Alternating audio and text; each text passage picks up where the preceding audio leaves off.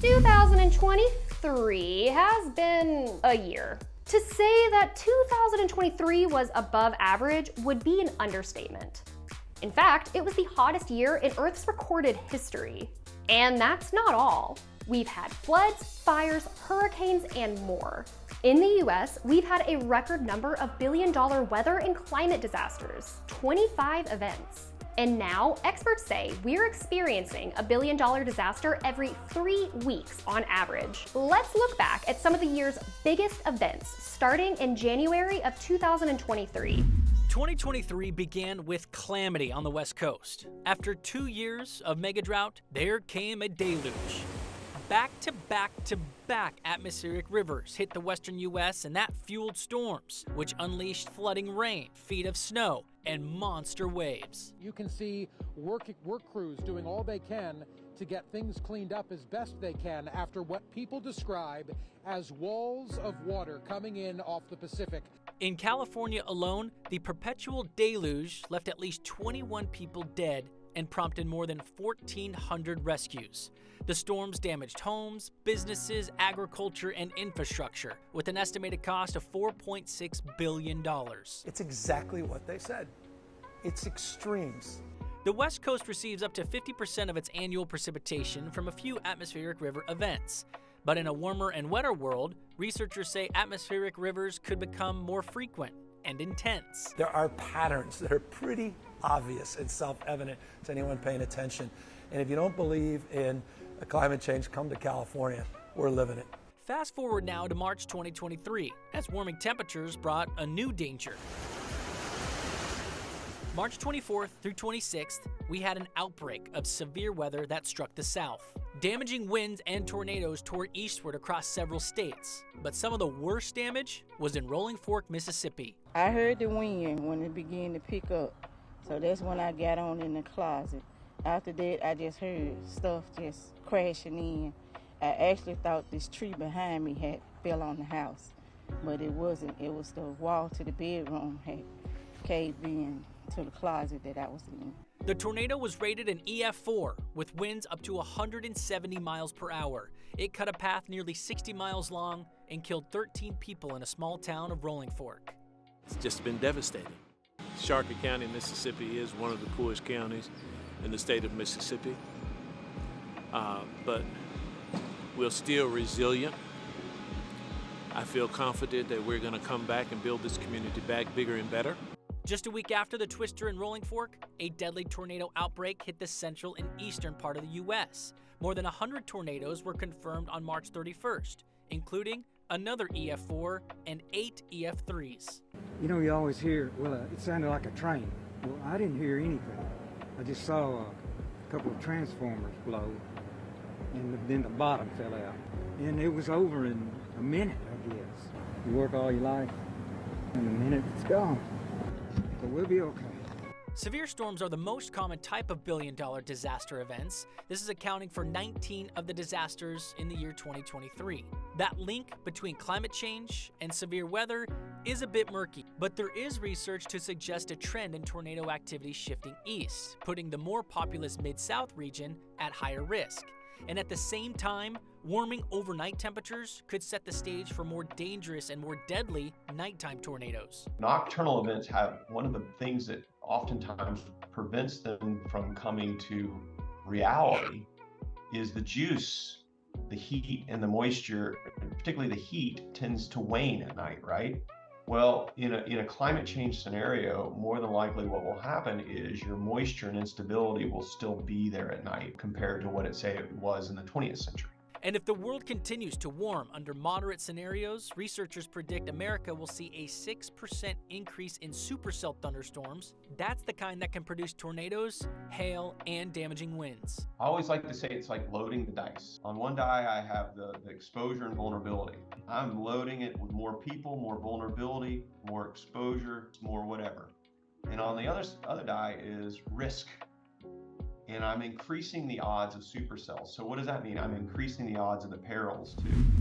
Moving on from spring severe to a summer of extremes. It was the hottest summer on record, on land and in the oceans. And that stifling heat helped fuel record-shattering wildfires.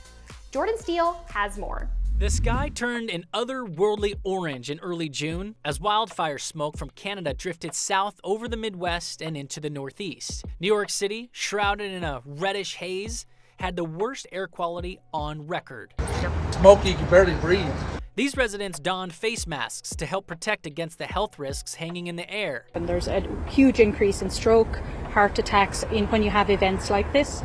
The city's mayor urged residents to limit time outdoors. This may be the first time we've experienced something like this on this magnitude. Let's be clear, it is not the last.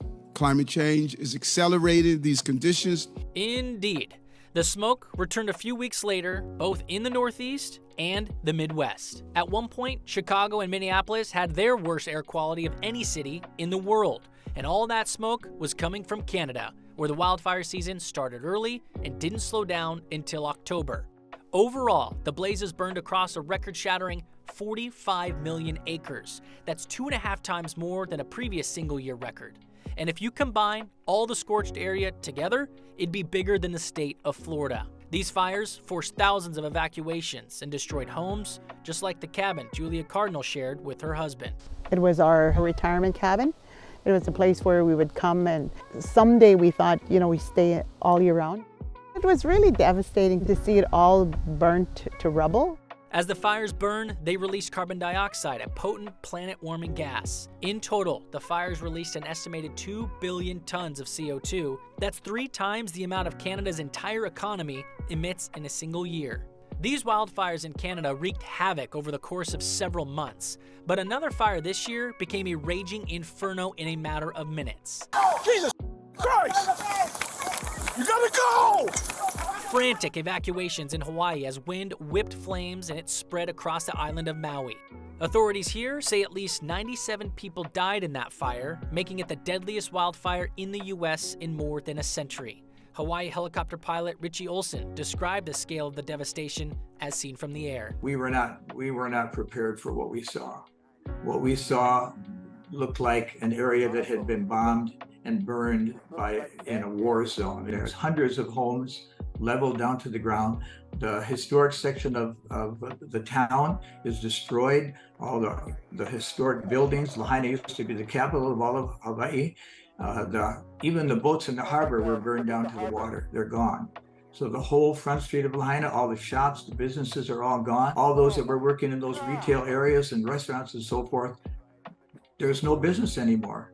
This will be a devastating effect, not just on Maui, but the whole state economy. With thousands of homes, vehicles, and businesses destroyed, NOAA estimates $5.6 billion in damage. As for the cause, experts say it's the spread of invasive grass, plus weather factors including drought conditions and strong winds that all contributed to the fire's strength and ferocity. And so in the past several decades, as agriculture kind of declined, this is across the state, these spaces fill in with tons, literally tons of fuel.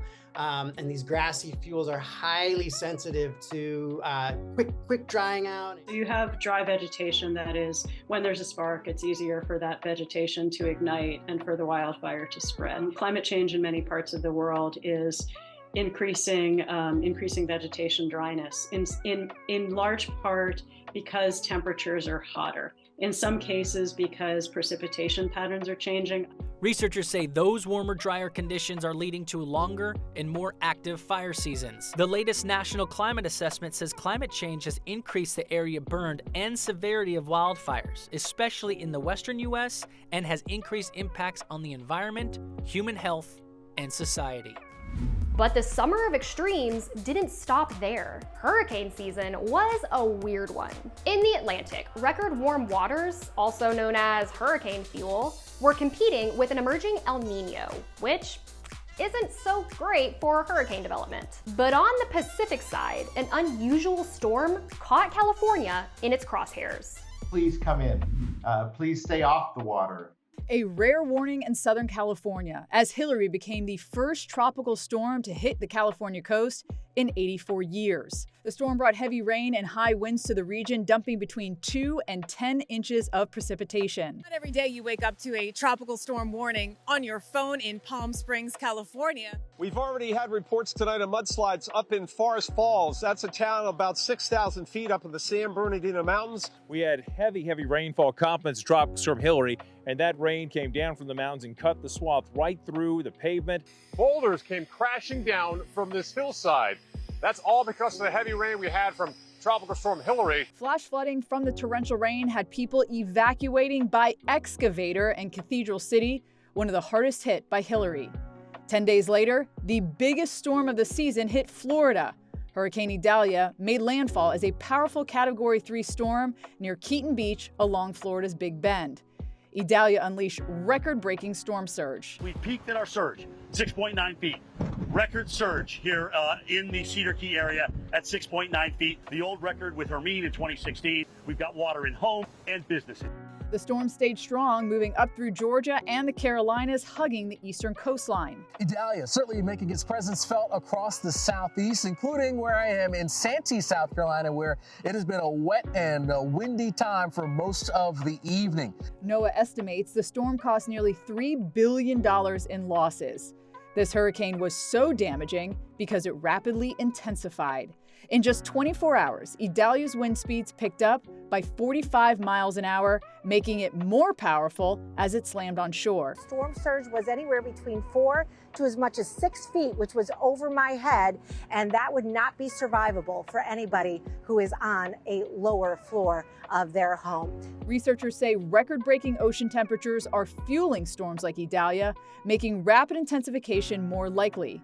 The latest IPCC report says if the world warms by 2 degrees Celsius, we could see up to a 10% increase in tropical cyclone intensity, making Category 4 and 5 hurricanes more common. Yeah, later in the year in October, Hurricane Otis rapidly intensified off the coast of Mexico and made landfall as a Category 5 storm in Acapulco.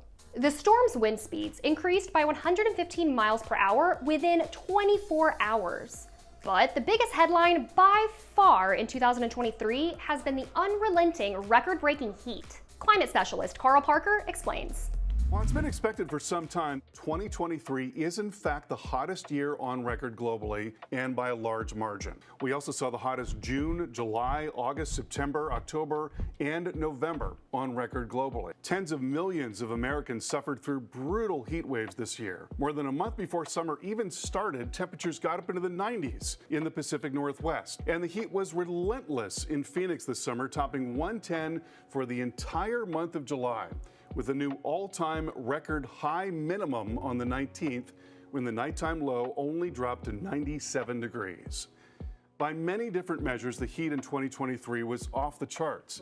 This graph shows daily temperatures plotted through the years, from the 1940s through today, with older, cooler years at the bottom and warmer, more recent years at the top. The bright red line shows 2023 and just how far above all the previous years it's been.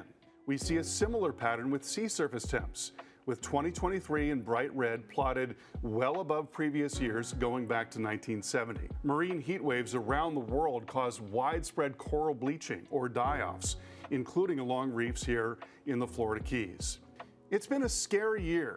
So why did we warm so much so quickly?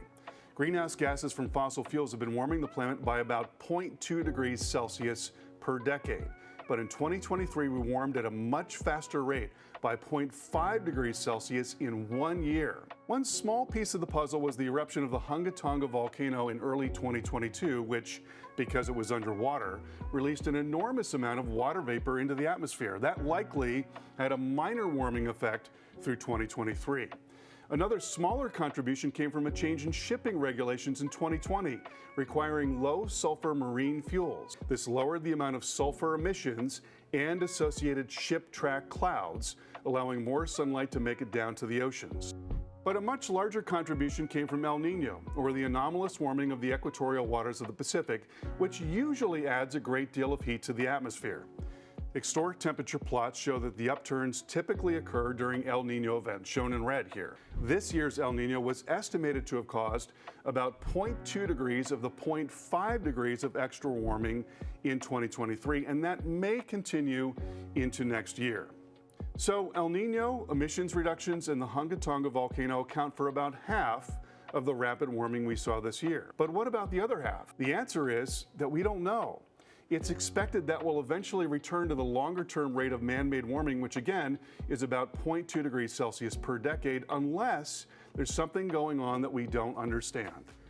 So yeah, 2023 was a rough one for the climate. But there were some glimmers of hope if you looked hard enough. And lucky for you, I've rounded up a grand total of 4 good things that happened this year.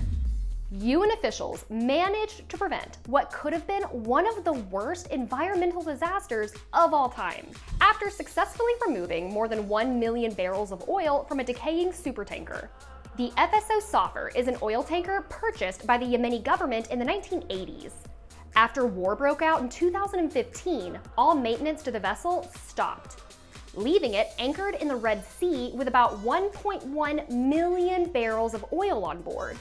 As the ship deteriorated, international authorities called the situation a ticking time bomb that could disintegrate or explode at any time, spilling its contents into the sea. This led to the UN to come up with a plan to transfer the oil onto a new ship that would then be anchored to the ocean floor. And thanks to the help of a GoFundMe, the plan was a success. Okay, that was pretty cool. But you know what could top that? How about a scientific breakthrough that brings us one step closer to near infinite clean energy? I'm talking nuclear fusion. Yeah, the thing that gives the sun its sunniness. Scientists have been working for decades to try and recreate and harness the process that powers the stars. But turns out that's harder to do here on Earth. But researchers at NIF, using friggin' laser beams, created an environment where the nuclei of atoms could slam together and stay together. And their experiment led to a reaction that produced more energy than it took to create, which had never been done before. Now, we're still decades away from being able to use a fusion reactor to power the grid. But if scientists can figure this out, we'd have an energy source with no carbon emissions, no waste or radiation, and we could just replace the current nuclear reactors that use fission. On to other good news. The ozone is recovering. A UN-backed report said the ozone could recover in 4 decades, thanks to the Montreal Protocol, which phased out nearly 100 ozone-depleting substances. Not only did the move help the ozone recover and lower our exposure to harmful UV rays, but scientists say the Montreal Protocol also helped slow the loss of Arctic sea ice and helped avoid global warming by about 0.5 degrees Celsius. Okay, last thing. The Biden administration announced the launch of the American Climate Corps in September. Over 2,500 young people signaled interest in joining even before the formal applications opened. If you don't remember, this was a program where young people can sign up and get paid job training for high-demand careers in clean energy and climate resilience. Members will have jobs nationwide in forest and grassland conservation, wildfire risk mitigation and crisis response, reforestation, and more. They'll receive a compensation package equivalent to $15 an hour and includes lodging, transportation, clothing, a living allowance, and health benefits. And ultimately, officials hope this will provide a pathway for good-paying union jobs to tackle the climate crisis. And the first class of 18 to 26-year-olds is slated to begin work in the summer of 2024.